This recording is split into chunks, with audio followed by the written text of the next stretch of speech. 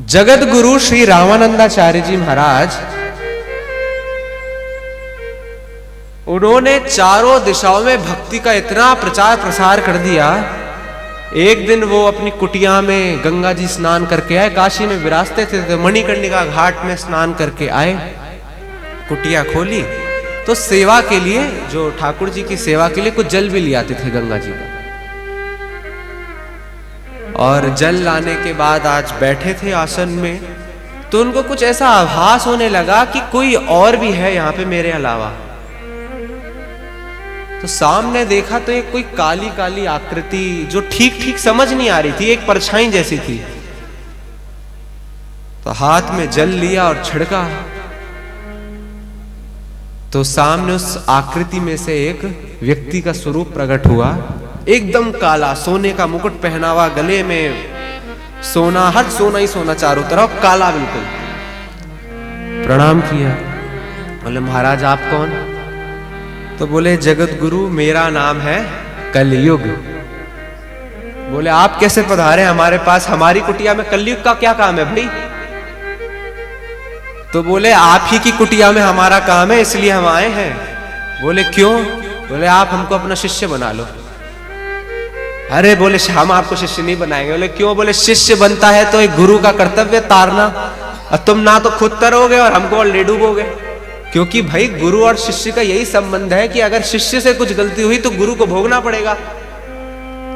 तो तुम खुद तो तरोगे नहीं और हमको भी ले डूबोगे, हम नहीं बनाएंगे तुम्हें।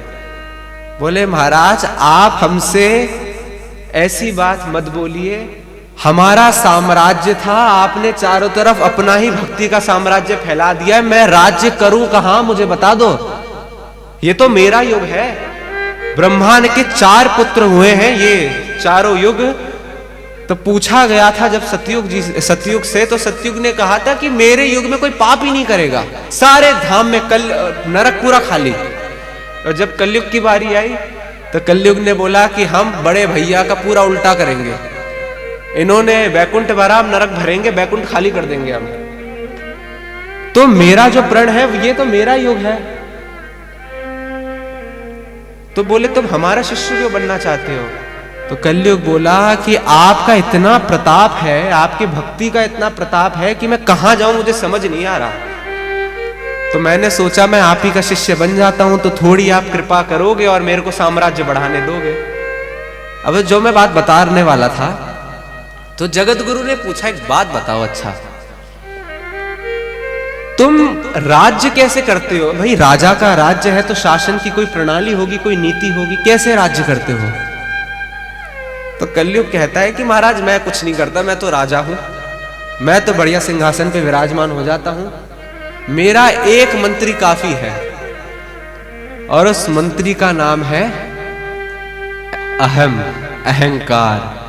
ये मैंने खुली छूट इस मंत्री को दे रखी है, ये सब बच्चा हो, बड़ा हो, बूढ़ा हो, स्त्री हो, पुरुष हो, सबके पास जाकर ये बैठ जाता है, किसी को पता भी नहीं चला, सच में नहीं पता चलता। जिसके अंदर अहंकार हो उससे पूछो तुम में अहंकार। हमारे अंदर सबसे बड़ी कमी यही है कि हमारे अंदर अहंकार नहीं है भाई। हमारे जैसा अच्छा व्यक्ति कहीं मिलेगा? पूरा संसार हमारा उपयोग कर लेता, इतने सीधे हैं, अहंकार तो हमारे स्पर्श भी नहीं किया।